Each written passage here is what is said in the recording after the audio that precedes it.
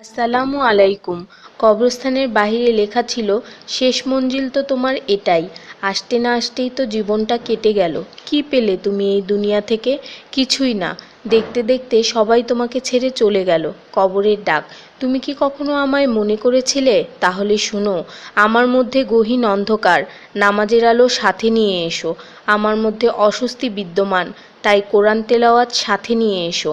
আমার মধ্যে আছে বিষাক্ত পোকামাকড়, সাপ বিচ্ছু, তাই সাথে করে রাসূল সাল্লাল্লাহু ও আহলে বায়তের প্রেম নিয়ে এসো। আমার মধ্যে আছে আগুন, তাই খোদাভীতির শীতল পানি নিয়ে এসো। মেসেজটি নিজের মোবাইলে সংরক্ষিত কন্টাক্টের সব মুসলিম ভাই বোনদের সেন্ড করুন। কে জানে, হয়তো কেউ আমল করাতে আপনারও গুনাহ মাফ হয়ে যেতে পারে। ঈমানের পর যার নামাজ উত্তম তার জীবন উত্তম, যার জীবন উত্তম তার মৃত্যু উত্তম, যার মৃত্যু উত্তম তার কবর উত্তম, যার কবর উত্তম তার আখিরাত উত্তম, যার আখিরাত উত্তম তার জন্য জান্নাত নিশ্চিত। সো ডোন্ট মিস নামাজ।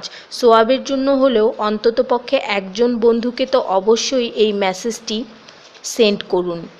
আল্লাহ আমাদের উপর সন্তুষ্ট হন, আমিন।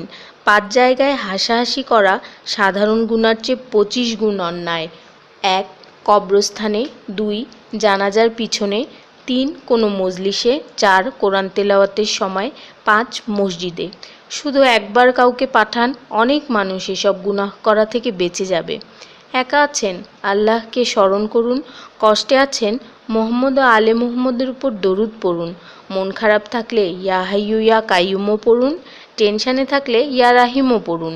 ফ্রি থাকলে মেসেজটি ফরওয়ার্ড করুন, হে আল্লাহ, আমার উপর এবং তোমার নবীর উম্মতের সকল সদস্যদের উপর তোমার রহমত বর্ষণ করো, আমিন।